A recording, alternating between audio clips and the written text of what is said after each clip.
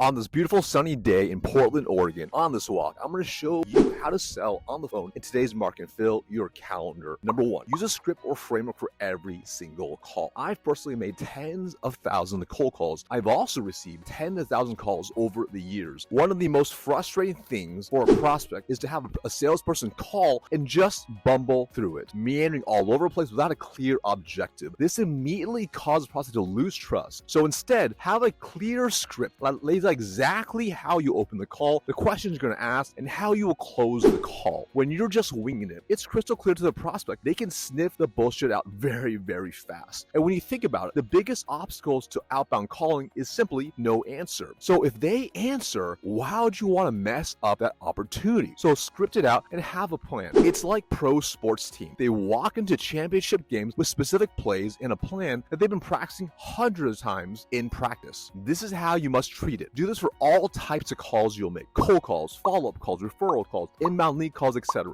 And then script them out and then run the plays tight. Number two, be bold. As a rep, I used to fear the phone, and then I simply asked myself, what's the worst thing that can happen? The truth, they simply don't book a meeting and never become a customer, which is the exact situation that I'm already in, meaning I'm already at ground zero, so I can only go up. So be bold. If they hang up on you, call them right back and play cool. Sorry about that. Got disconnected somehow. Anyways, like we were discussing, and then flow with it. Or if they give you one or two objections in a row, keep handling. I went for 5 no's personal. Why? Because I had absolutely nothing to lose as long as I did it in a pleasantly persistent way. Be bold. Number 3, be persistent and be omnipresent. I love the phones, but make sure you use it to the max. That's actually leaving a great voicemail, like my 70% callback voicemail, or texting, and then use other channels: email, LinkedIn, Twitter, physical drop-by, sending packages, etc. When you call and don't get through, don't give up. Incorporate multiple touch points, as that will increase your effectiveness at booking the meeting. For instance, 1, call and leave a voicemail. 2 days later, call back and leave another voicemail. 2 days later, do an email bump and comment on one of their posts. 3 days later, call and leave a voicemail directing to an email, then send the email. 2 days later, send a physical package. 3 days later, call, no message, but then email a personalized video, etc. You get my point. It may be 9-10 touches or more to book the meeting, but remember, if it's worth your time to make the first call, it's worth following up. Number 4, stop calling on peons. That's right. Stop calling on lower level stakeholders that can't make decisions. I know. Some of you are going to argue, but Marcus,